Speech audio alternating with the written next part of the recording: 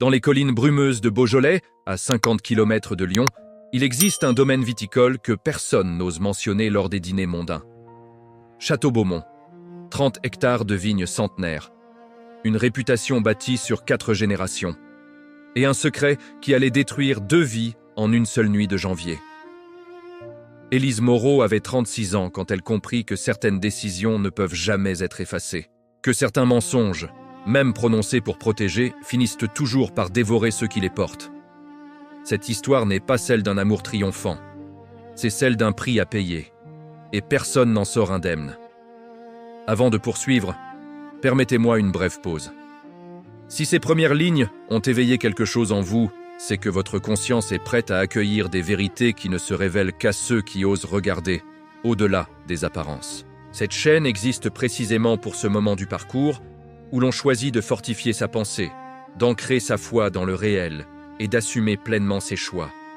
En nous suivant, vous vous engagez dans un processus continu de renforcement intérieur, pas à pas, avec lucidité et courage. Le médecin avait parlé pendant 5 minutes. Élise n'avait retenu qu'un seul mot. Enceinte. 12 semaines. Le reste s'était noyé dans le bourdonnement qui emplissait ses oreilles depuis qu'elle avait quitté le cabinet médical de la rue Mercière, au cœur du vieux Lyon. Janvier était glacial cette année-là. Le Rhône charriait des eaux grises sous le pont Lafayette. Élise marchait sans destination précise, son manteau de laine serré contre elle, comme si ce geste pouvait contenir ce qui venait de se briser à l'intérieur. 12 semaines. Cela remontait à octobre, à cette soirée au domaine Beaumont où tout avait basculé. Elle n'aurait jamais dû accepter l'invitation de Margot, sa sœur cadette, n'aurait jamais dû boire ce vin trop généreux, n'aurait surtout jamais dû se retrouver seule avec Tristan Beaumont dans la cave aux barriques. Tristan, l'héritier du domaine. 42 ans, veuf depuis 4 ans, un homme qui portait le deuil comme une armure et qui ne laissait personne s'approcher. Leur rencontre n'avait rien eu de romantique. C'était une collision, un moment d'égarement où 2 solitudes s'étaient reconnues dans l'obscurité d'une cave à vin, entre les fûts de chêne et l'odeur de fermentation. Le lendemain, ils avaient fait comme si rien ne s'était passé. Élise était repartie pour Lyon, où elle dirigeait une petite agence de communication. Tristan était resté à Beaumont, prisonnier de ses vignes et de son passé. Pendant 3 mois, ils ne s'étaient pas reparlé. Et maintenant, ça. Son téléphone vibra. Margot. « Tu as vu le médecin ? Tout va bien ?» Élise contempla le message sans répondre. Comment expliquer à sa petite sœur que non, tout n'allait pas bien ? Que leur père, Henri Moreau, magistrat à la retraite, allait la renier si elle lui annonçait qu'à 36 ans, elle attendait un enfant d'un homme qu'elle connaissait à peine ? Un homme qui, de surcroît, appartenait à la famille Beaumont. Une famille avec laquelle les Moreau entretenaient des relations cordiales mais distantes depuis toujours. Des univers qui ne se mélangeaient pas. Élise rentra chez elle, dans son 2 pièces du 6e arrondissement. L'appartement était petit mais lumineux, donnant sur une cour intérieure où un vieux marronnier perdait ses dernières feuilles. Elle s'assit sur le canapé et posa la main sur son ventre. Rien ne se voyait encore, mais dans quelques semaines, ce serait différent. Elle avait 2 options. La première, elle la rejetait d'emblée. Pas question d'interrompre cette grossesse. Malgré les circonstances, malgré la complexité de la situation, quelque chose en elle refusait catégoriquement cette solution. La deuxième option était d'en parler à Tristan. Mais que lui dire ? « Bonsoir, tu te souviens de cette nuit où nous avons perdu la tête ? Eh bien, tu vas être père. » Ridicule. Impensable. Tristan Beaumont n'avait jamais voulu d'enfant. Même avec sa défunte épouse Camille, il avait toujours été clair sur ce point. Le domaine était son seul héritage, sa seule famille. Élise prit une 3e option, garder le silence, assumer seule. Élever cet enfant sans rien demander à personne. Cette décision, prise dans la solitude d'un appartement lyonnais un soir de janvier, allait la hanter pendant des mois. Le lendemain, elle retourna au travail comme si de rien n'était. Son agence traversait une période difficile. Un client majeur, une maison de champagne basée à Reims, menaçait de rompre le contrat. Élise devait présenter une nouvelle stratégie de communication dans 15 jours. Elle n'avait pas le luxe de s'effondrer. Durant la réunion du matin avec son associé, Claire, Elle sentit soudain une nausée monter. Elle s'excusa, se précipita aux toilettes et vomit violemment.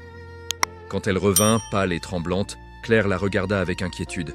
« Tu es malade ? Gastro. Ça va passer. » Le mensonge était sorti facilement. Trop facilement. Élise réalisa qu'elle venait de franchir une ligne invisible, celle qui sépare la vérité de la dissimulation. Et une fois cette ligne franchie, on ne revient jamais vraiment en arrière.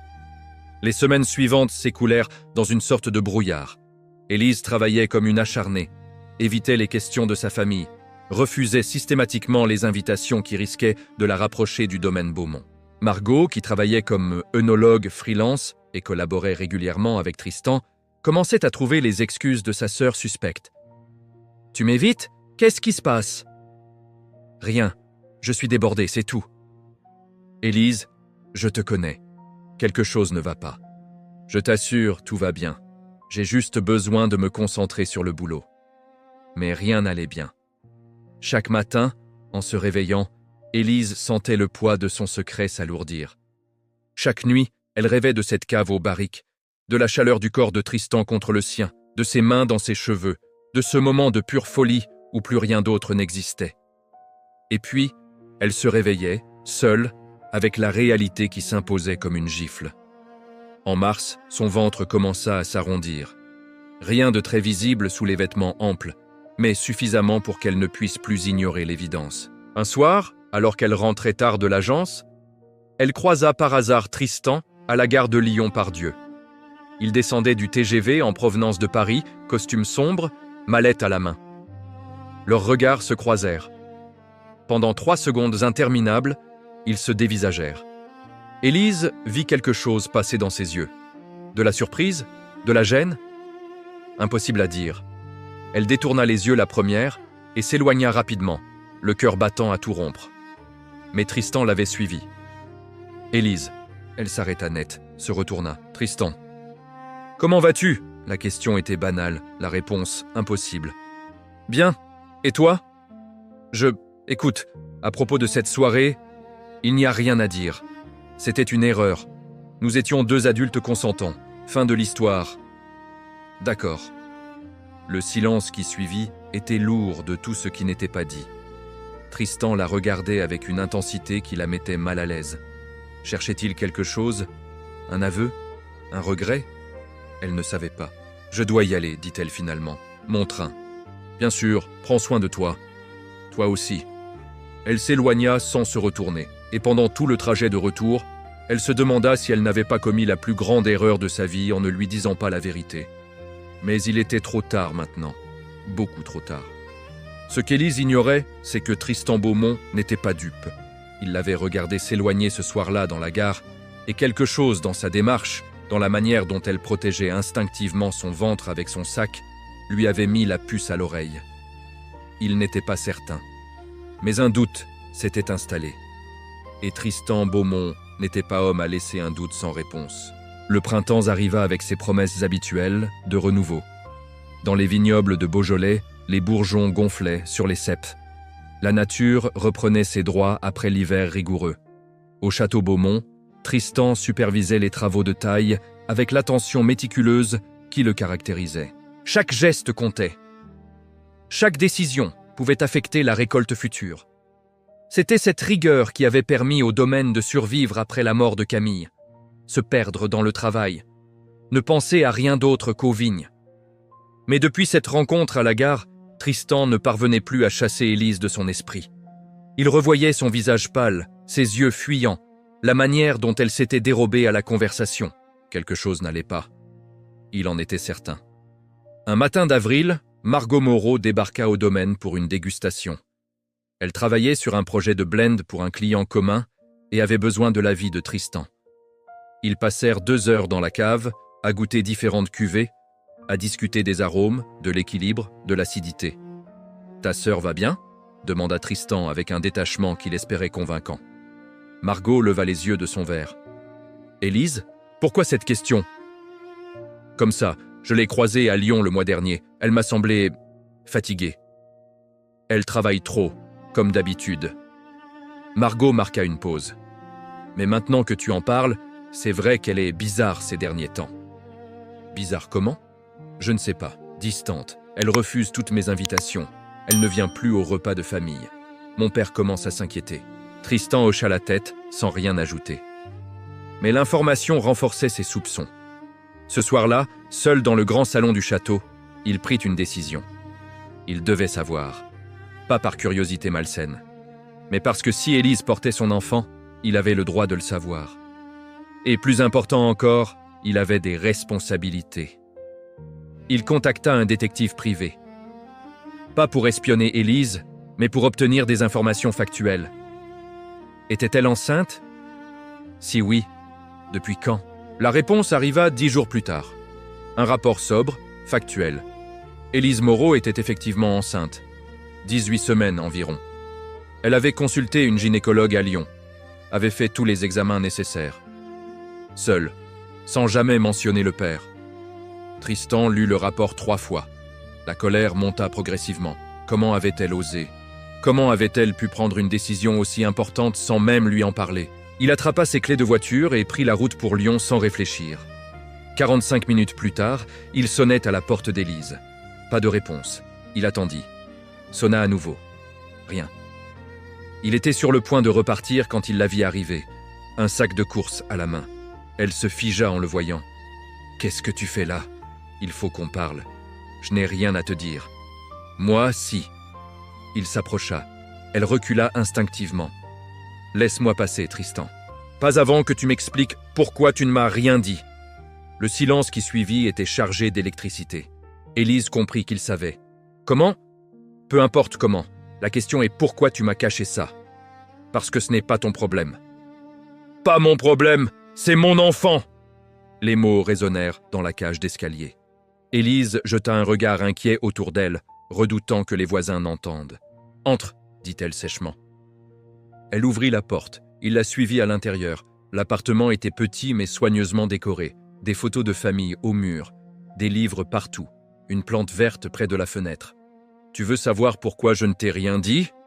commença Élise, en posant son sac de course. « Parce que je te connais, Tristan. Tu n'as jamais voulu d'enfant.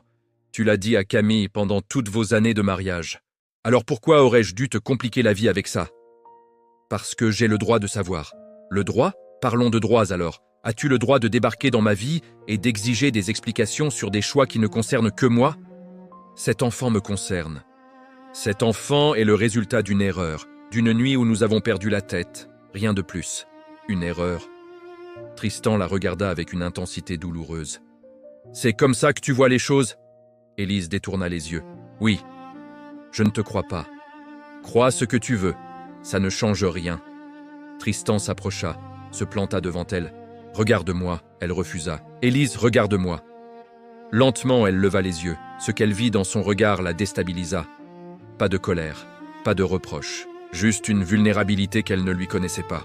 « Si j'avais su, dit-il doucement, je n'aurais jamais laissé les choses en arriver là. Je t'aurais appelé, je serais venu te voir, j'aurais été là. Pourquoi?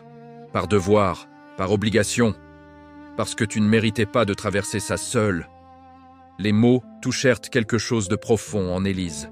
Elle sentit les larmes monter. « Je n'ai besoin de personne par pitié. » Ce n'est pas de la pitié, c'est de la responsabilité, c'est du respect, c'est...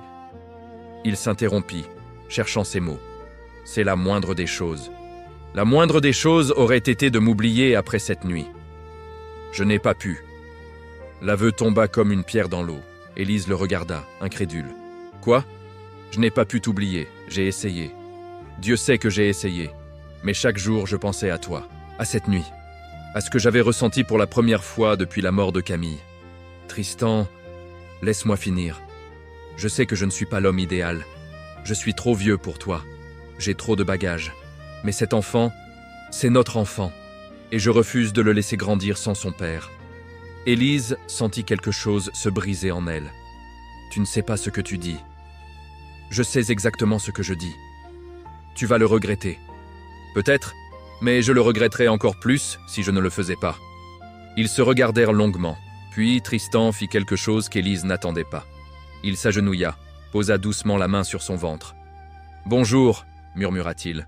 Je suis ton père. Et je te promets que je serai là, quoi qu'il arrive. » Élise sentit les larmes couler sur ses joues. Elle voulait le repousser, lui dire que c'était trop tard, que trop de temps avait passé. Mais elle ne pouvait pas. Parce qu'une partie d'elle, celle qu'elle avait essayé de faire taire pendant des mois, voulait désespérément croire qu'il était sincère. Cette nuit-là, ils parlèrent pendant des heures. Tristan ne rentra pas à Beaumont. Il dormit sur le canapé d'Élise. Et quand elle se réveilla le lendemain matin, elle le trouva dans la cuisine, préparant du café. « Tu prends toujours ton café noir avec un sucre ?» demanda-t-il.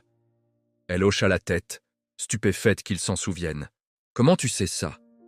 Cette nuit-là, dans la cave, tu m'as raconté tellement de choses, je n'ai rien oublié. » Élise s'assit à la table, accepta la tasse qu'il lui tendait. « Qu'est-ce qu'on fait maintenant ? On avance, ensemble. » « C'est plus compliqué que ça. Je sais, mais on trouvera une solution. » Ce qu'aucun d'eux ne savait, c'est que leur secret ne resterait pas longtemps un secret, et que les conséquences seraient bien plus graves qu'ils ne l'imaginaient, mais transforma le paysage beaujolais en un tableau verdoyant. Les vignes déployèrent leurs feuilles, promettant une belle récolte. Mais au château Beaumont, l'atmosphère était loin d'être sereine. La mère de Tristan, Geneviève Beaumont, 68 ans, veuve depuis 15 ans, régnait sur le domaine avec une autorité tranquille, mais implacable. Elle avait construit sa vie autour de deux choses: la préservation du patrimoine familial et la mémoire de Camille, sa belle-fille adorée. Depuis 4 ans, elle observait son fils se murer dans un deuil qui ressemblait de plus en plus à une prison. Elle avait essayé de le convaincre de reprendre une vie normale, de rencontrer quelqu'un, mais Tristan refusait systématiquement. Jusqu'à ce matin de mai où elle le surprit au téléphone. « Oui, je serai là pour l'échographie. À quelle heure ? 15 heures ? Parfait. À tout à l'heure. » Il raccrocha et se retourna pour trouver sa mère dans l'embrasure de la porte. « Échographie ?» demanda Geneviève avec un calme trompeur. Tristan se figea. « Maman, ne me dis pas que... Je peux t'expliquer. J'espère bien. » Ils s'installèrent dans le bureau lambrissé où le grand-père de Tristan avait autrefois dirigé le domaine. Geneviève écouta sans l'interrompre, pendant que son fils racontait toute l'histoire. La soirée d'octobre, la nuit dans la cave, le silence d'Élise, sa découverte. « Élise Moreau », répéta Geneviève quand il eut terminé. « La sœur de Margot. »« Oui. Tu as pensé aux conséquences ?»« Bien sûr que j'y ai pensé. »« Vraiment ? Parce que moi, je vois un désastre en préparation. » Tristan se raidit. « Maman, tu réalises que cette femme t'a caché une grossesse pendant des mois, qu'elle n'avait aucune intention de te le dire ? Elle avait ses raisons. » Quelles raisons peuvent justifier de priver un père de son enfant ? La peur, l'incertitude, le fait que je n'ai jamais voulu d'enfant. Geneviève se leva, fit quelques pas vers la fenêtre. « Camille voulait des enfants, tu le sais. »« Maman, s'il te plaît. »« Non, laisse-moi finir. Camille t'a supplié pendant des années. Et tu as toujours refusé. Tu as dit que le domaine était suffisant, que vous n'aviez pas besoin d'enfants pour être heureux. Et maintenant, 4 ans après sa mort, tu vas avoir un enfant avec une quasi-inconnue ? » Le silence qui suivit était douloureux. « Crois-tu vraiment, » continua Geneviève d'une voix plus douce, « que Camille aurait voulu ça ? Camille est morte, maman. » Les mots étaient brutaux, volontairement, et j'en porte la responsabilité chaque jour. Mais je ne peux pas vivre le reste de ma vie en fonction de ce qu'elle aurait voulu. Je dois faire ce qui est juste maintenant. Et qu'est-ce qui est juste ? Épouser une femme que tu connais à peine ? Je n'ai pas dit que j'allais l'épouser. Alors quoi ? Tu vas être un père à temps partiel ? Venir le week-end jouer avec ton enfant avant de retourner à tes vignes ? Tristan se passa une main sur le visage. Je ne sais pas encore, mais je serai présent. C'est tout ce que je peux promettre pour l'instant. Geneviève le regarda longuement. Tu fais une erreur. Peut-être, mais c'est mon erreur à faire. Ce domaine a survécu à 4 générations. Il porte notre nom. Notre histoire ! Tu es prêt à mettre tout ça en péril pour une aventure ? Cet enfant porte aussi notre nom, notre histoire. Un enfant né hors mariage d'une liaison d'une nuit ? La gifle verbale atteignit son but. Tristan se leva. Cette conversation est terminée. Tristan, j'ai dit terminé. Il sortit du bureau, laissant sa mère seule avec ses certitudes. Ce qu'il ne vit pas, c'était Geneviève Beaumont prendre son téléphone et composer un numéro qu'elle n'avait pas utilisé depuis des années. Henri, c'est Geneviève Beaumont. Il faut qu'on parle. De ton aîné et de mon fils. L'échographie de l'après-midi révéla quelque chose qu'aucun d'eux n'attendait. « Félicitations », dit la gynécologue avec un sourire. « Ce sont des jumeaux. » Élise devint blanche. Tristan se figea. « Vous êtes sûr ?» parvint-il à articuler. « Absolument. Regardez ici et là. 2 embryons parfaitement distincts. 2 cœurs qui battent. » Élise regardait l'écran sans vraiment voir. Des jumeaux. Elle allait avoir des jumeaux. Avec un homme qu'elle connaissait depuis 6 mois. Un homme dont elle ne savait presque rien. Un homme qui vivait dans un château avec sa mère et ses vignes et ses fantômes. « Élise ?» La voix de Tristan lui sembla venir de très loin. « Ça va ?» Non, ça n'allait pas. Rien n'allait. Mais elle hocha la tête par automatisme. Ils quittèrent le cabinet médical dans un silence épais. Dans la voiture, Tristan prit finalement la parole. « Il faut qu'on parle sérieusement. Je sais. Ma mère est au courant. »« Quoi ?» Elle nous a surpris au téléphone ce matin. J'ai dû tout lui dire. « Et ?» Elle n'est pas ravie. Je m'en doute. Tristan tourna la tête vers elle. « Elle va appeler ton père. » Élise sentit son sang se glacer. « Non, elle ne ferait pas ça. Tu ne connais pas ma mère. Quand elle veut protéger le domaine, elle est prête à tout. » Protéger le domaine de quoi? De moi? De ce qu'elle perçoit comme une menace. Je ne suis pas une menace, Tristan. Je ne veux rien de toi. Ni ton argent, ni ton nom, ni ton putain de château. La voix d'Élise avait grimpé. Elle se força à respirer. Ramène-moi chez moi. Élise, maintenant. Ils roulèrent en silence jusqu'à Lyon. Quand ils arrivèrent devant son immeuble, elle descendit sans un mot. Attends, dit Tristan en la rattrapant. Quoi? Je suis désolé. De quoi? D'avoir une mère qui me déteste? D'attendre des jumeaux alors qu'on se connaît à peine?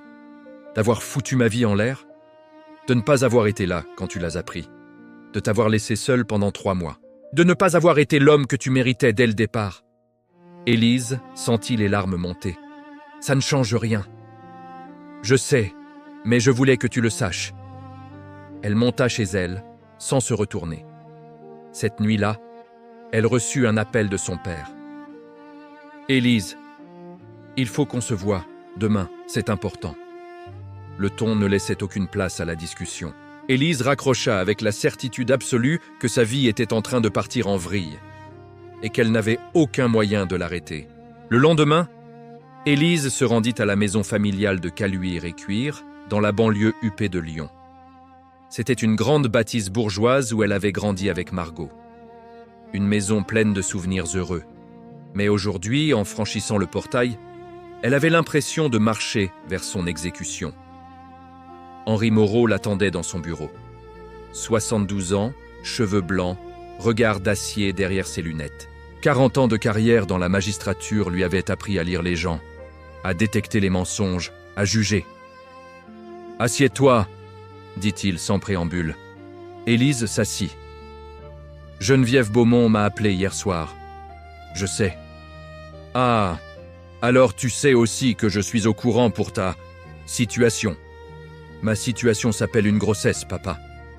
Une grossesse illégitime avec un homme qui sort à peine de son deuil.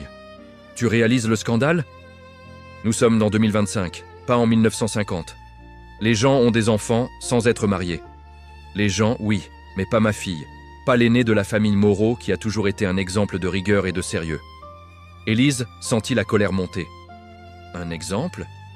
Tu veux dire une fille obéissante qui n'a jamais dérangé personne? Ne déforme pas mes mots. Alors dis-moi, papa, qu'est-ce que tu attends de moi? Que je m'excuse, que je disparaisse, que je fasse comme si rien ne s'était passé? Henri se leva, fit quelques pas.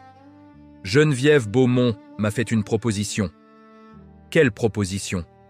Le château Beaumont va investir dans ton agence de communication. 250 000 €. De quoi te stabiliser financièrement et te permettre d'affronter l'arrivée de ses enfants dans de bonnes conditions. Élise fronça les sourcils. Pourquoi ferait-il ça? En échange de ton silence. Le mot tomba comme un coup près. Mon silence? Tu gardes les enfants, tu reçois l'argent, mais tu n'embêtes plus Tristan. Pas de demande de reconnaissance, pas de pension alimentaire, pas de nom sur l'acte de naissance. Le silence qui suivit était assourdissant. Tu plaisantes? Est-ce que j'ai l'air de plaisanter? Tu veux que je renonce à tout? Que j'élève mes enfants en leur mentant sur leur père? Je veux que tu sois pragmatique. Tristan Beaumont ne t'épousera jamais. Sa mère s'y opposera avec tous les moyens dont elle dispose. Et crois-moi, elle en a beaucoup. C'est toi qui as accepté ça?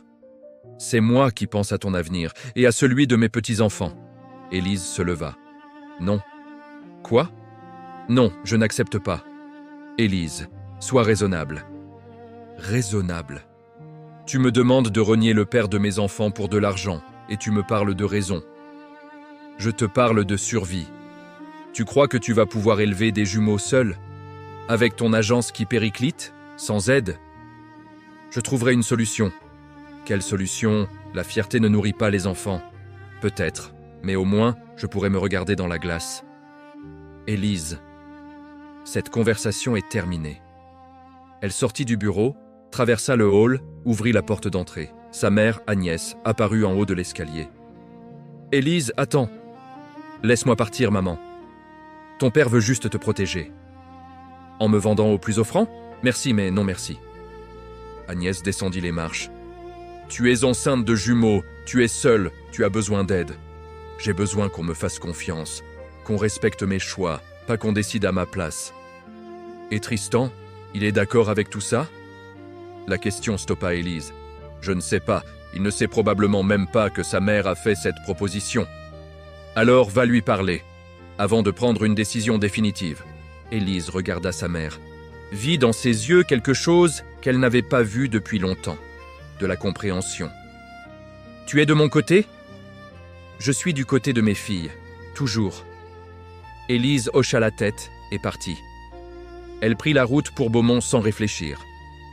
40 minutes plus tard, elle franchissait le portail du château. Geneviève Beaumont l'attendait sur le perron. « Mademoiselle Moreau, je me doutais que vous viendriez. »« Où est Tristan ?»« Dans les vignes, mais c'est moi que vous devez voir. Je n'ai rien à vous dire. »« Moi si, entrez. » Élise hésita, puis suivit la vieille dame à l'intérieur. Elles s'installèrent dans un salon aux murs ornés de portraits d'ancêtres. Des Beaumont morts depuis longtemps, qui semblaient tous juger Élise de leur regard peint. « Mon fils est fragile, » commença Geneviève sans détour. La mort de Camille l'a détruit. Il a mis 4 ans à retrouver un semblant d'équilibre, et vous débarquez avec cette grossesse. Je ne débarque pas. C'est lui qui m'a retrouvé. Parce qu'il se sent coupable, pas parce qu'il vous aime. Les mots firent mal. Plus qu'Élise ne voulait l'admettre. Je ne lui ai rien demandé. Mais vous allez le faire, c'est inévitable. Les enfants coûtent cher. Vous allez avoir besoin d'argent, de soutien. Et Tristan, parce qu'il est trop bon, vous le donnera, au détriment de sa propre vie, de ce domaine. Ce domaine n'est pas ma préoccupation. Il devrait l'être. Parce que si Tristan perd ce château, il perd tout ce qui lui reste de stable. Et je ne le laisserai pas faire. Pas pour vous, pas pour personne. Élise se leva. Vous ne le connaissez pas aussi bien que vous le pensez. Je suis sa mère. Et moi, je porte ses enfants. Ça me donne des droits aussi. Des droits que je suis prête à acheter. 250 000 €, c'est une somme plus qu'honnête. Je ne suis pas à vendre. Tout le monde a un prix, mademoiselle Moreau. Pas moi. Élise se dirigea vers la sortie. Mais avant de franchir la porte, elle se retourna. Et vous savez quoi? Votre fils mérite mieux qu'une mère qui essaie d'acheter le silence des gens. Il mérite qu'on lui fasse confiance, qu'on le laisse faire ses propres erreurs, qu'on l'aime sans condition. Elle sortit sans attendre de réponse. Dehors, elle tomba nez à nez avec Tristan qui revenait des vignes, les bottes couvertes de terre. « Élise, qu'est-ce que tu fais là ?»« Ta mère a essayé de m'acheter. » Il se figea. « Quoi ?» Elle a offert 250 000 € pour que je renonce à tout lien avec toi. Mon père était d'accord. Je ne savais pas. Je sais. C'est pour ça que je suis venu te le dire. Parce que tu mérites la vérité. Tristan regarda vers la maison. Vit sa mère à la fenêtre. « Attends-moi ici. » Il entra dans le château. Élise n'entendit pas la conversation, mais elle entendit les éclats de voix. Tristan criait, sa mère aussi. 20 minutes plus tard, il ressortit, le visage fermé. « Je pars avec toi. »« Quoi ? Je ne peux pas rester ici, pas maintenant. Donne-moi une semaine. Je viendrai à Lyon, on trouvera une solution, ensemble. »« Tristan, s'il te plaît, fais-moi confiance. » Élise le regarda longuement, puis hocha la tête. Elle repartit pour Lyon avec un sentiment étrange, comme si quelque chose d'irréversible venait de se produire. Ce qu'elle ne savait pas, c'est que Geneviève Beaumont n'avait pas dit son dernier mot. Les transformations les plus profondes de l'existence ne s'annoncent jamais avec fracas. Elles se glissent dans nos vies par des choix apparemment anodins qui, assemblés, redessinent entièrement notre destinée. Si vous ressentez l'appel de cette conscience plus aiguë, de cette capacité à voir au-delà des apparences et à fortifier votre discernement, continuez à suivre cette chaîne. Chaque histoire, chaque récit est une invitation à approfondir votre compréhension du monde et de vous-même, avec lucidité et courage. Juin transforma Lyon en fournaise. Les températures grimpèrent au-delà de 35 degrés. Élise, enceinte de 6 mois maintenant, supportait la chaleur avec difficulté. Son ventre s'arrondissait visiblement. Les jumeaux bougeaient constamment. 2 vies qui se développaient en elles, inconscientes du chaos qu'elles avaient déclenché. Tristan tint sa promesse. Il vint s'installer à Lyon, louant un appartement à 10 minutes de celui d'Élise, officiellement pour être plus proche de nouveaux clients dans la région. Officieusement, tout le monde comprit ce que cela signifiait. Margot fut la première à confronter sa sœur.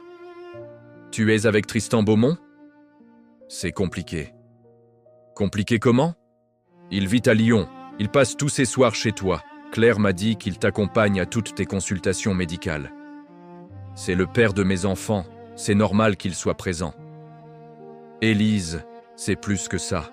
Tu es amoureuse de lui. » Les mots restèrent suspendus entre elles. « Je ne sais pas ce que je ressens, » avoua finalement Élise. « Mentir à ta sœur, vraiment ? » ?»« Je ne mens pas. C'est juste, tout est arrivé si vite. Un moment, je ne le connaissais pas. Le suivant, je porte ses enfants. Je n'ai pas eu le temps de comprendre ce que je ressens. Tu as peur. Oui. De quoi ? De répéter les erreurs. De croire qu'on peut construire quelque chose de solide sur des bases aussi fragiles. De me réveiller un jour et de réaliser qu'il est resté par devoir, pas par choix.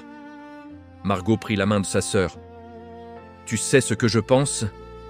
Je pense que tu as peur d'être heureuse, parce que tu as toujours eu l'impression de devoir mériter le bonheur, de le gagner par le travail, la perfection, le contrôle. Mais le bonheur ne fonctionne pas comme ça. Comment il fonctionne alors ? En lâchant prise, en faisant confiance, en acceptant que parfois, les meilleures choses arrivent de manière imprévisible. Élise voulait croire sa sœur. Vraiment.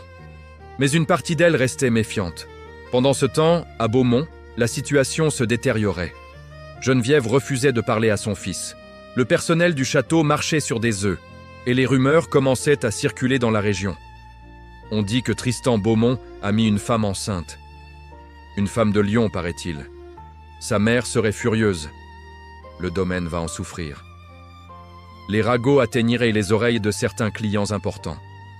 Des contrats furent annulés. Des commandes reportées. Un matin de juillet, le comptable du domaine appela Tristan. « Monsieur Beaumont, il faut qu'on parle. Les chiffres ne sont pas bons.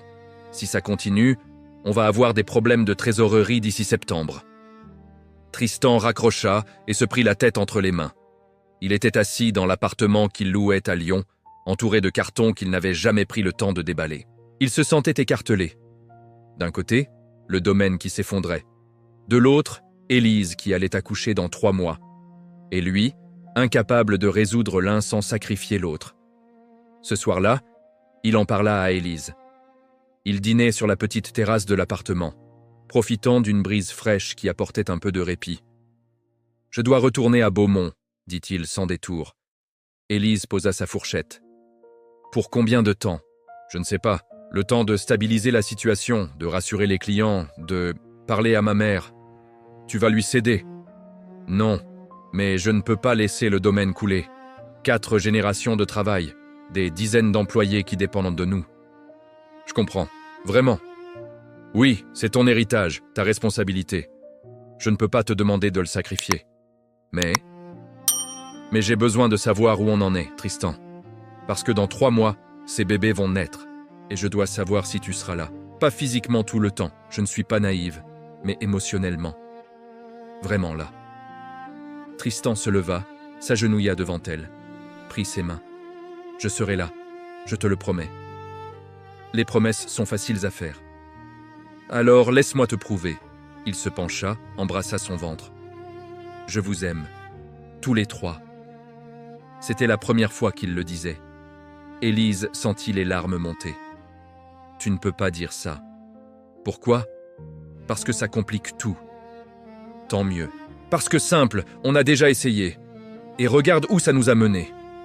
Il l'embrassa, doucement d'abord, puis avec plus d'intensité. Et cette nuit-là, pour la 2e fois, ils se perdirent l'un dans l'autre. Mais cette fois, ce n'était plus une erreur. C'était un choix. Le lendemain, Tristan retourna à Beaumont. Élise resta à Lyon, seule avec son ventre qui grossissait et ses doutes qui persistaient. Les semaines suivantes furent difficiles. Tristan essayait de jongler entre le domaine et Lyon. Il venait voir Élise 3 fois par semaine. L'accompagnait aux consultations, préparait la chambre des bébés. Mais Élise voyait bien qu'il était épuisé, tiraillé, en train de se perdre. Un soir d'août, elle reçut un appel de Geneviève Beaumont. « Mademoiselle Moreau, j'aimerais vous rencontrer. Je n'ai rien à vous dire. S'il vous plaît, juste une conversation, 1 heure de votre temps. » Quelque chose dans la voix de la vieille dame était différent. Moins hautain. Presque humble. « D'accord, où ?»« Beaumont, demain après-midi. » Élise accepta, poussée par une curiosité qu'elle ne s'expliquait pas. Le lendemain, elle fit le trajet jusqu'au domaine. Geneviève l'attendait, non pas dans le salon officiel, mais dans le jardin, sous un grand chêne centenaire. « Merci d'être venu, » dit-elle en lui désignant une chaise. Elles s'assirent. Le silence s'étira. « Je vous dois des excuses, » commença finalement Geneviève. Élise la regarda, surprise. « Après la mort de Camille, j'ai eu peur. Peur de perdre mon fils, peur qu'il se détruise. Alors je l'ai surprotégé. J'ai essayé de contrôler chaque aspect de sa vie. Et quand vous êtes arrivé, j'ai paniqué. Vous avez essayé de m'acheter. Oui, et c'était indigne. Je m'en rends compte maintenant. Qu'est-ce qui a changé? Tristan, il est en train de s'épuiser, de se tuer à essayer de satisfaire tout le monde. Moi, le domaine, vous, les enfants. Et je me suis rendu compte que c'était ma faute. Élise ne dit rien. « Il vous aime, » continua Geneviève. « Je ne voulais pas le voir, mais c'est évident. Il vous aime d'une manière qu'il n'a jamais aimé Camille. Pas plus, différemment. Je ne suis pas sûr que l'amour suffise. Moi non plus. Mais je sais qu'il mérite une chance de le découvrir. Et pour ça, il a besoin que j'arrête de me mettre en travers de son chemin. » Elle tendit une enveloppe. « Qu'est-ce que c'est ?» « Les clés du pavillon ouest. 3 chambres, un grand jardin. C'est isolé du château principal. Vous pourriez y vivre, élever les enfants, être proche sans être envahi. » Élise regarda l'enveloppe sans la prendre. « Pourquoi feriez-vous ça ? Parce que je suis une vieille femme qui a déjà perdu trop de temps à essayer de contrôler l'incontrôlable. Et parce que je refuse de perdre mon fils. Je ne peux pas accepter. Pourquoi ? Parce que ce n'est pas à vous de décider où je vis. C'est à Tristan et moi. » Pour la première fois, Geneviève sourit. « Vous avez raison, pardonnez-moi. » Elle rangea l'enveloppe. « Alors laissez-moi vous dire juste ceci. Quelle que soit votre décision, vous serez les bienvenus ici, vous et les enfants, parce qu'ils sont des Beaumont. Et dans cette famille, on ne renonce jamais aux siens. » Élise partit de Beaumont ce jour-là avec un sentiment étrange, comme si quelque chose d'important venait de se débloquer. Mais elle ne savait pas encore si c'était une bonne chose, ou le début d'une tragédie. Septembre arriva avec ses premières pluies. Élise entrait dans son 8e mois de grossesse. Son ventre était énorme. Elle avait dû arrêter de travailler, laissant Claire gérer l'agence seule. Ses journées se résumaient à des siestes, des consultations médicales et de longues conversations téléphoniques avec Tristan. Il venait la voir tous les week-ends. Mais Élise sentait bien qu'il était ailleurs. Préoccupée, rongée par quelque chose qu'il ne lui disait pas. « Qu'est-ce qui ne va pas ?» demanda-t-elle un samedi soir alors qu'il dînait. « Rien. Je suis juste fatiguée. » « Tristan, je te connais maintenant. Quelque chose ne va pas. Il soupira, posa sa fourchette. Le domaine. On a perdu 3 gros clients ce mois-ci. Si ça continue, on va devoir licencier du personnel. À cause de nous? À cause des rumeurs, des jugements, de gens qui pensent savoir mieux que nous comment on devrait vivre nos vies. Élise sentit la culpabilité l'envahir. C'est ma faute. Non.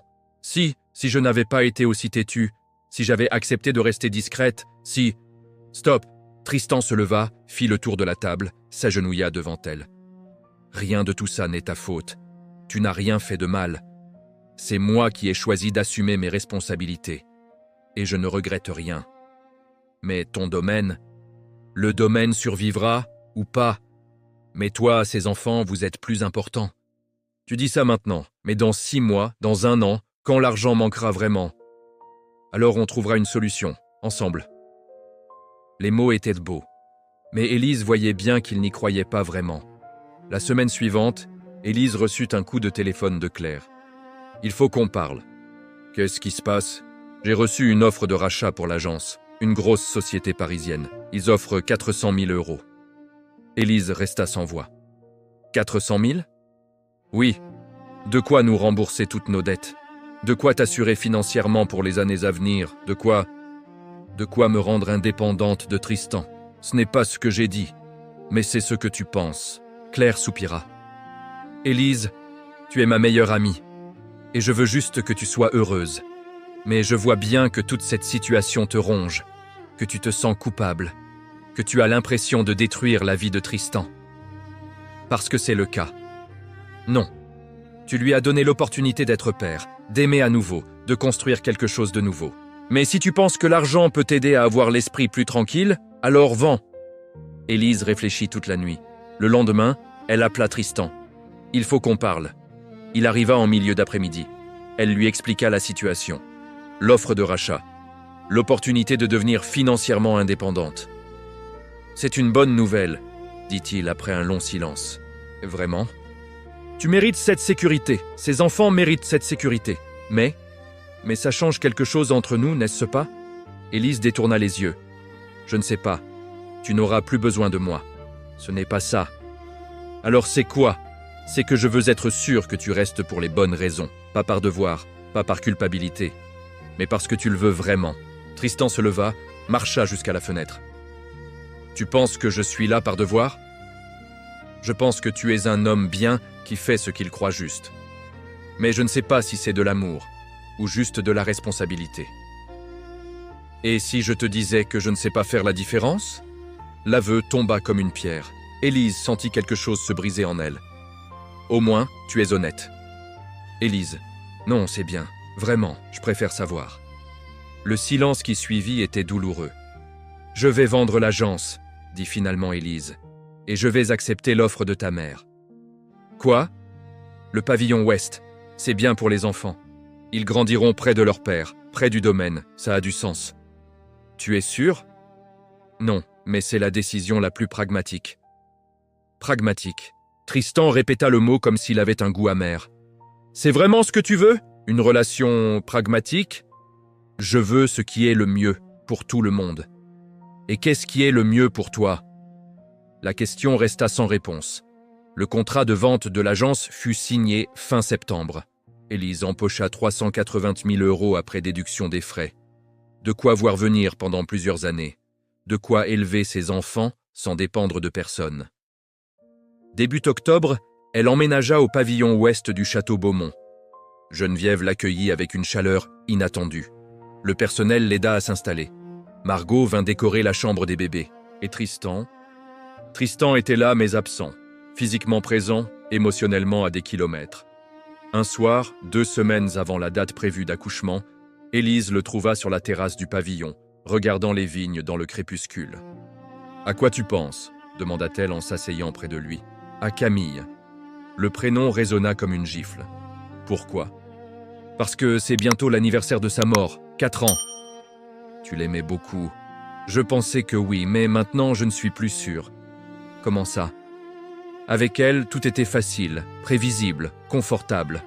Je n'ai jamais eu à me remettre en question, à faire des choix difficiles, à risquer quoi que ce soit. Il se tourna vers Élise. « Avec toi, tout est compliqué, incertain, risqué, et pourtant, je me sens plus vivant. » Élise sentit les larmes monter. « Tu ne peux pas dire ça. » »« Pourquoi ? » ?»« Parce que j'ai besoin de certitude, pas de peut-être, pas de je me sens plus vivant. J'ai besoin de savoir que tu seras là, vraiment là. Je suis là. » « Non, tu es physiquement présent, mais émotionnellement, tu es encore en train de te demander si tu fais le bon choix. » Tristan ne répondit pas, parce qu'elle avait raison. Cette nuit-là, Élise se coucha seule, même si Tristan dormait dans la chambre d'à côté. Et pour la première fois depuis des mois, elle se demanda si elle n'avait pas fait une terrible erreur, en acceptant de venir vivre ici, en croyant qu'il pourrait construire quelque chose, en pensant que l'amour suffirait, parce que peut-être, juste peut-être, l'amour ne suffit jamais. Les jumeaux naquirent par une nuit d'orage en octobre, 2 semaines avant la date prévue. Élise était seule au pavillon quand les contractions commencèrent. Tristan était en déplacement à Paris pour rencontrer des investisseurs potentiels. Une dernière tentative de sauver le domaine. Elle appela l'ambulance, puis Margot. Puis, dans un moment de panique, Geneviève. Toutes 3 arrivèrent en même temps. « Où est Tristan ?» hurla Élise entre 2 contractions. « En route !» répondit Geneviève. « Il sera là. » Mais il ne fut pas là. L'accouchement fut rapide, trop rapide. À 23h17, Juliette vint au monde. À 23h22, Louis suivit. 2 petits êtres parfaits, hurlant leur indignation d'être arrachés à leur monde tiède. Élise pleura en les tenant contre elle. De soulagement, de bonheur, de peur, de solitude. Tristan arriva à 1h du matin, blême, hagard. « Je suis désolé, le train a eu du retard. Mon téléphone était déchargé, Ils sont nés, dit simplement Élise. Elle lui montra les 2 bébés endormis dans leur berceau. Tristan s'approcha, les regarda longuement et fondit en larmes. « Je suis tellement désolé. J'aurais dû être là. »« Oui, tu aurais dû. » Le reproche était calme, factuel. Mais il fit plus mal qu'un cri. Les jours suivants furent un chaos de nuits blanches, de pleurs, de couches, d'allaitements. Élise était épuisée. Tristan essayait d'aider, mais il était maladroit. Il ne savait pas comment tenir les bébés, comment les calmer, comment changer une couche sans catastrophe. « Laisse tomber !» finit par dire Élise un matin après qu'il ait réveillé Louis en essayant de le déplacer trop brusquement. « Je vais le faire. Je veux aider. »« Alors va dormir. Tu as une journée chargée demain. »« Élise, s'il te plaît, juste, va dormir. » Il partit, et Élise resta seule avec ses 2 bébés, se demandant comment sa vie en était arrivée là. Margot venait tous les jours, apporter à manger, aider avec les bébés, écouter Élise se plaindre. « Je ne peux pas faire ça, Margot, c'est trop dur. »« Tu peux et tu le fais. »« Je suis épuisée, je n'arrive plus à réfléchir, j'ai l'impression de me noyer. »« C'est normal, ça s'appelle être une nouvelle maman. » Avec des jumeaux et sans vraie aide. Tristan fait ce qu'il peut. Tristan fait semblant d'aider. Il est là physiquement. Mais dès qu'il y a une difficulté, il fuit. Il a toujours une réunion urgente, un client à rencontrer, un problème au domaine. Tu devrais lui parler. À quoi bon? On ne peut pas forcer quelqu'un à être parent. Soit il le veut, soit il ne le veut pas. Tu penses qu'il ne le veut pas? Je pense qu'il voudrait vouloir, mais qu'il ne sait pas comment.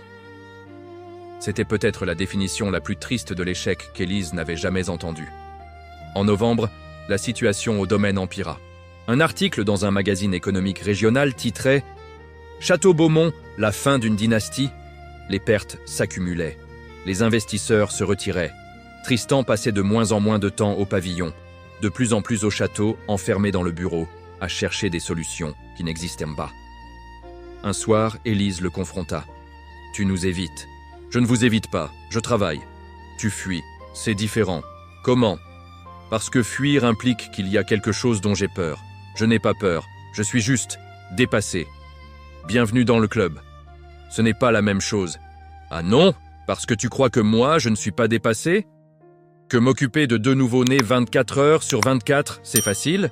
Tu es leur mère, c'est naturel pour toi. » Naturel? Élise sentit la colère exploser. « Tu crois vraiment que c'est naturel? Que j'ai un instinct magique qui me dit quoi faire? Que je ne suis pas terrifié chaque seconde de faire une erreur? Tu t'en sors bien.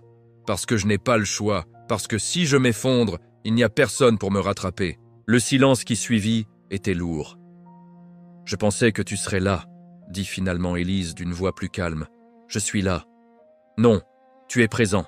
Ce n'est pas la même chose. Je ne sais pas quoi faire de plus. Apprendre, essayer, échouer, recommencer, comme tout le monde. Ce n'est pas si simple. Si, ça l'est, mais ça demande de l'engagement, du courage, et je ne suis pas sûr que tu les aies. » Tristan la regarda longtemps. « Tu veux que je parte ?»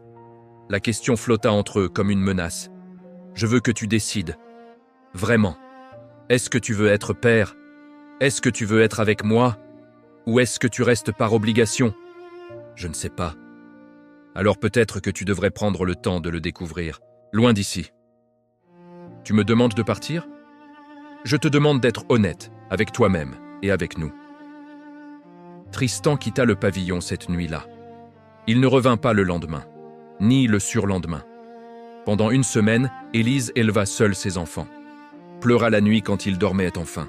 Se demanda si elle avait fait le bon choix. Se demanda si elle n'avait pas tout détruit. Et puis un matin de décembre, elle reçut un appel de Geneviève. « Il faut qu'on parle, de Tristan et de l'avenir de ce domaine. » Élise se rendit au château avec les jumeaux. C'était la première fois qu'elle y entrait depuis l'accouchement. Geneviève les attendait dans le grand salon. « Merci d'être venue. Vous avez dit que c'était urgent. Ça l'est. Tristan a pris une décision. Il veut vendre le domaine. » Élise sentit son sang se glacer. « Quoi ? Il dit qu'il ne peut pas continuer, que le poids est trop lourd, qu'il veut se concentrer sur sa famille. Mais ce domaine, c'est sa vie. C'était sa vie. Avant vous, avant eux. » Geneviève regarda les jumeaux endormis dans leur poussette. « Il est prêt à tout sacrifier. Je ne lui ai jamais demandé ça. Je sais, c'est lui qui l'a décidé, et c'est une erreur monumentale. Pourquoi ? Parce qu'un homme qui sacrifie qui il est pour quelqu'un d'autre finit toujours par le regretter, et par en vouloir à ceux pour qui il a sacrifié. » Les mots résonnèrent comme une vérité terrible. « Qu'est-ce que vous attendez de moi ? » Que vous l'empêchiez. Comment ? En le libérant, en lui disant que vous n'avez pas besoin de lui, que vous allez bien, que les enfants vont bien, qu'il peut retourner à sa vie sans culpabilité. Vous me demandez de mentir. Je vous demande de lui donner la permission d'être lui-même. » Élise regarda les jumeaux. Juliette bâillait dans son sommeil. Louis suçait son pouce. Deux petits êtres qui méritaient un père présent, pas un père rongé par le regret. Et si je ne le fais pas, alors dans 5 ans, 10 ans, vous vous réveillerez à côté d'un homme qui vous en veut, qui regrettera tout, et vos enfants grandiront en sentant ce ressentiment. Et si je le fais ? Alors vous lui donnez la chance de choisir vraiment, sans pression, sans culpabilité, et s'il revient, ce sera parce qu'il le veut, pas parce qu'il le doit. Élise rentra au pavillon avec un poids sur le cœur. Elle savait ce qu'elle devait faire. Mais savoir ne rendait pas la chose plus facile. Le soir même, Tristan revint. Pour la première fois depuis 1 semaine. Il avait l'air épuisé. « On doit parler, » dit-il en entrant. « Oui. » Ils s'assirent dans le salon. Les jumeaux dormaient dans leur chambre. Le silence était pesant. « J'ai pris une décision, » commença Tristan. « Je sais, ta mère me l'a dit. Elle n'aurait pas dû. Elle s'inquiète pour toi. Je m'inquiète pour nous. » Il prit une grande respiration. « Je veux vendre le domaine, partager l'argent avec ma mère, m'installer à Lyon, être un vrai père, un vrai partenaire. » Élise sentit les larmes monter. « Non, quoi ? Tu ne peux pas faire ça. » « Pourquoi ? Parce que ce domaine, c'est qui tu es, c'est ton histoire, ton identité. Et si tu le vends pour nous, tu finiras par nous détester. Je ne te détesterai jamais. Pas maintenant, mais dans 5 ans, dans 10, quand tu regarderas en arrière et réaliseras tout ce que tu as sacrifié, ce ne serait pas un sacrifice, ce serait un choix. Un choix fait sous pression, sous culpabilité, ce n'est pas un vrai choix. Tristan se leva. « Alors qu'est-ce que tu veux ? Que je reste ici et que je vous visite le week-end ? Que je sois un père à temps partiel ? Je veux que tu sois honnête avec toi-même. Que tu arrêtes d'essayer d'être l'homme que tu penses devoir être et que tu acceptes l'homme que tu es. Et quel homme suis-je ? Un homme qui aime ses vignes plus qu'il n'aime n'importe quoi d'autre. Et ce n'est pas grave, ce n'est pas un défaut. C'est juste qui tu es. Tu dis ça comme si c'était facile. Ce n'est pas facile, mais c'est honnête. » Le silence retomba. « Tu me demandes de choisir entre le domaine et vous. Non, Je te libère de cette obligation. Les enfants et moi, on va bien. On n'a besoin de rien. Tu peux retourner à ta vie, sans culpabilité. C'est ce que tu veux vraiment? Ce que je veux n'a pas d'importance. Ce qui compte, c'est ce dont les enfants ont besoin. Et ils ont besoin d'un père qui est là par choix, pas par obligation. Tristan la regarda longuement. Et toi, tu as besoin de quoi? De savoir que j'ai fait ce qui était juste, même si ça fait mal. Élise, va-t'en Tristan, s'il te plaît, juste, va-t'en. Il partit. Et Élise s'effondra sur le canapé, pleurant silencieusement pour ne pas réveiller les bébés. Cette nuit-là, elle comprit quelque chose de fondamental. L'amour ne suffit pas. Parfois, aimer quelqu'un signifie le laisser partir, même quand ça nous détruit. L'hiver s'installa sur Beaujolais.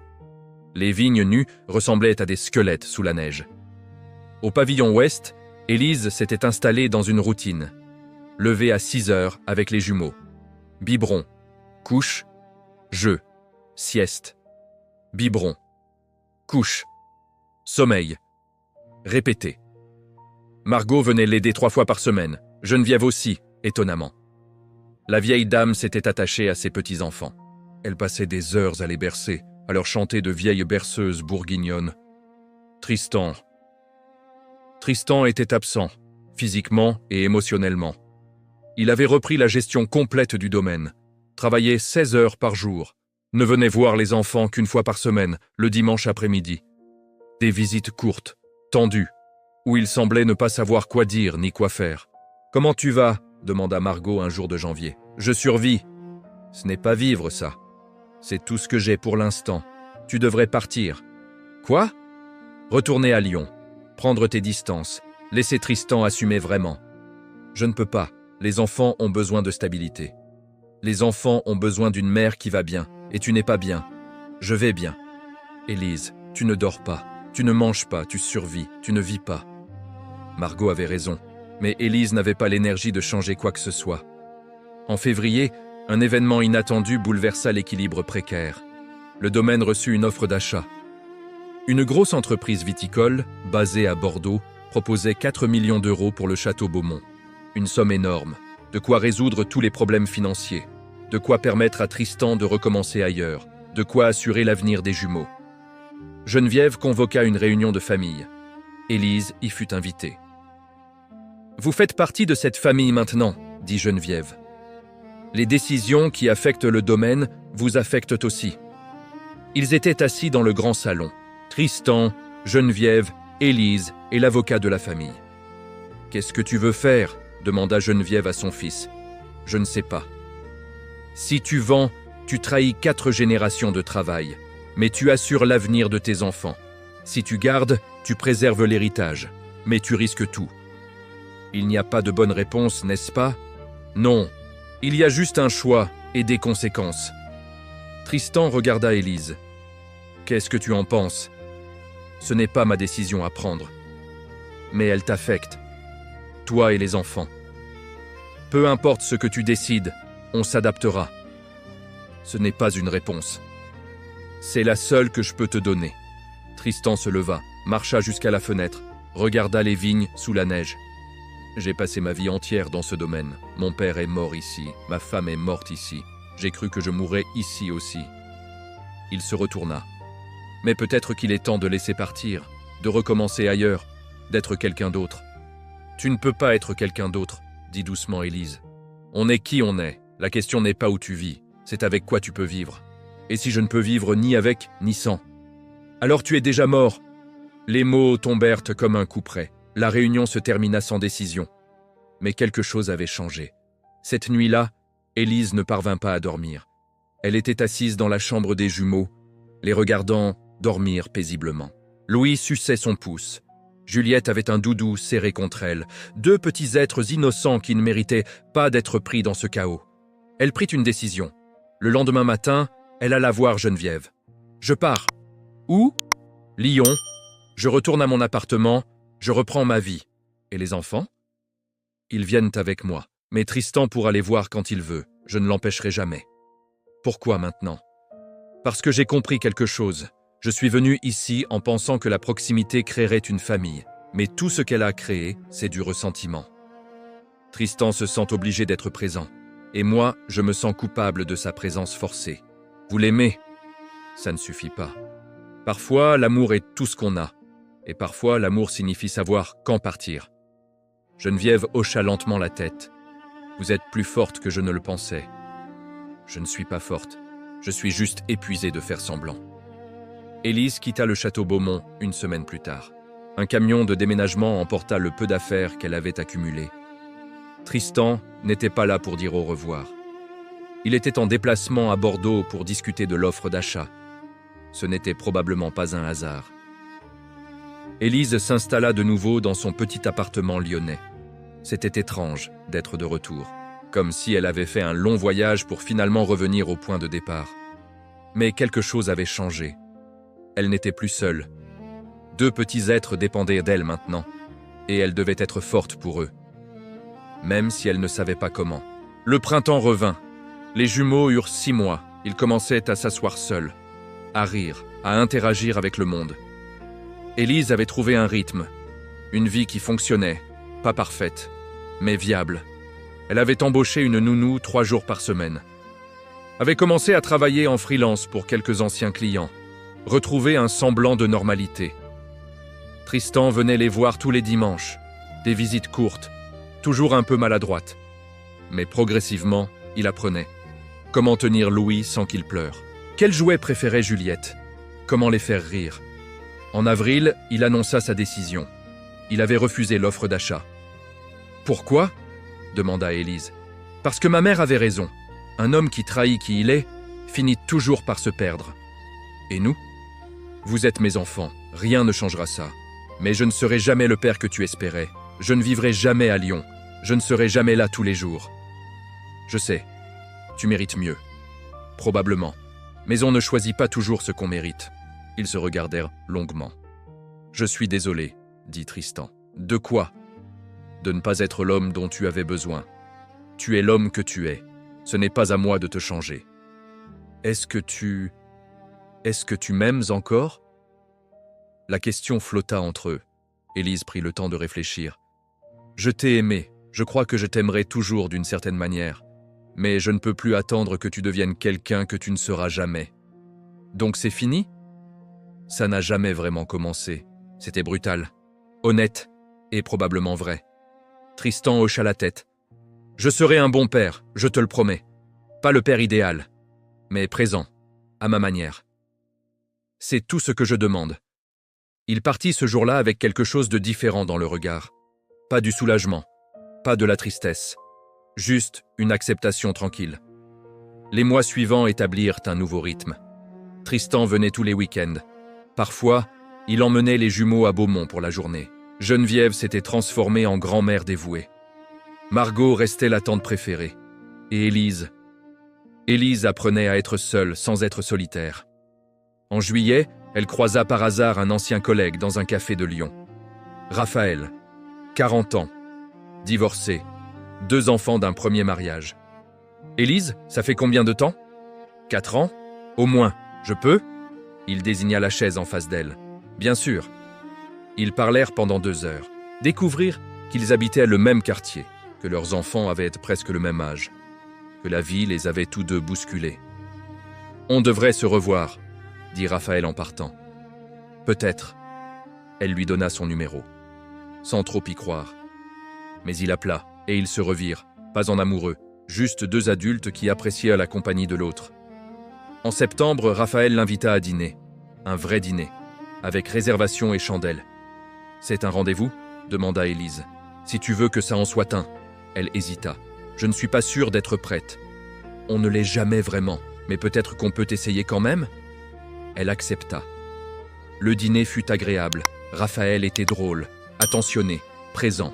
Tout ce que Tristan n'avait jamais été. Mais quelque chose manquait, cette étincelle, cette intensité, ce sentiment d'être complètement vivante.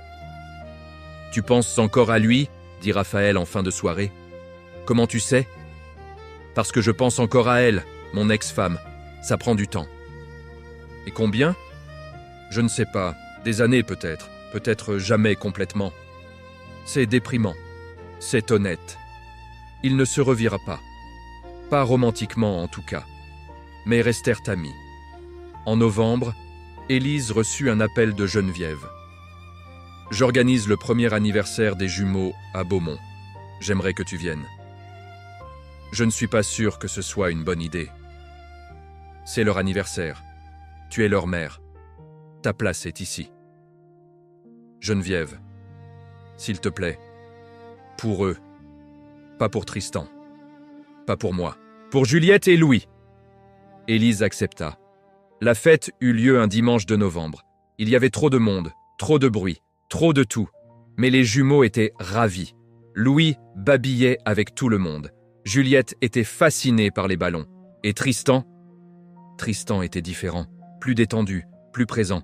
Il portait Louis sur ses épaules, faisait danser Juliette, riait vraiment pour la première fois depuis des mois.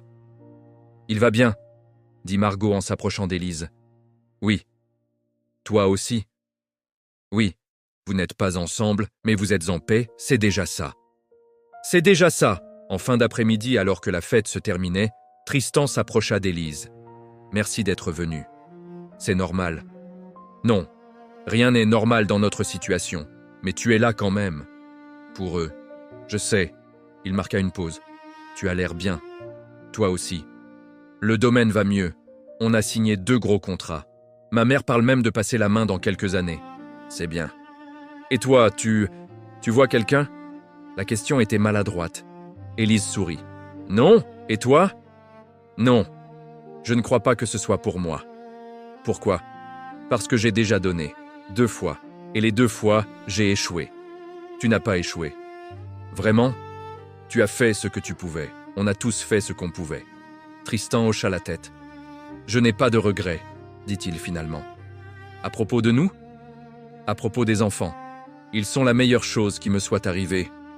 Même si j'ai tout fait de travers. Tu ne fais pas tout de travers. Tu essaies. C'est tout ce qui compte. » Il la regarda avec une intensité douloureuse. « Est-ce que tu penses parfois à ce qui aurait pu être ? » Non. Le mensonge était évident, mais nécessaire.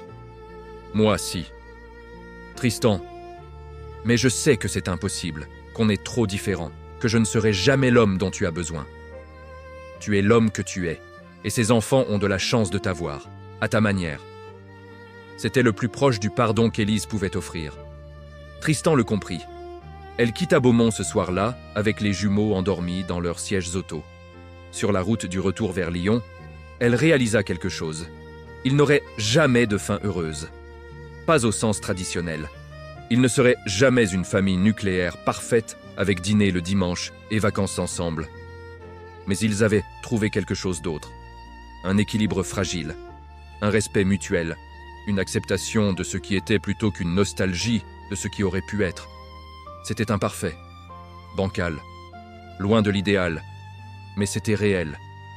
Et peut-être que le réel, aussi imparfait soit-il, valait mieux que n'importe quelle illusion. Les jumeaux grandirent. Tristan resta un père présent, mais distant. Élise reconstruisit sa vie. Lentement, maladroitement. Geneviève devint une grand-mère aimante. Margot resta le pilier sur lequel tout le monde s'appuyait. Et l'histoire, qui aurait pu être un conte de fées, devint simplement une vie, avec ses hauts et ses bas, ses moments de grâce et ses périodes de tempête, sans happy ending, sans tragédie non plus. Juste le prix du silence, celui qu'on paie quand on choisit l'honnêteté plutôt que le mensonge, la réalité plutôt que l'illusion, soi-même plutôt que les attentes des autres. Et peut-être, au fond, c'était la seule victoire possible. Si vous êtes parvenu jusqu'ici, c'est qu'une transformation s'est déjà amorcée en vous. Cette histoire n'est pas simplement un récit. Elle est le reflet d'un processus de renforcement intérieur qui se poursuit bien au-delà de ces mots. En suivant cette chaîne, vous ne consommez pas seulement du contenu, vous choisissez d'entraîner votre esprit, d'approfondir votre foi et de construire une base intérieure plus solide pour votre existence. Abonnez-vous et demeurez sur ce chemin. Car lorsque la pensée s'aligne, que la foi se fortifie et que la conscience s'éveille, la transformation cesse d'être une promesse pour devenir une expérience quotidienne. Votre parcours continue et nous sommes là pour l'accompagner.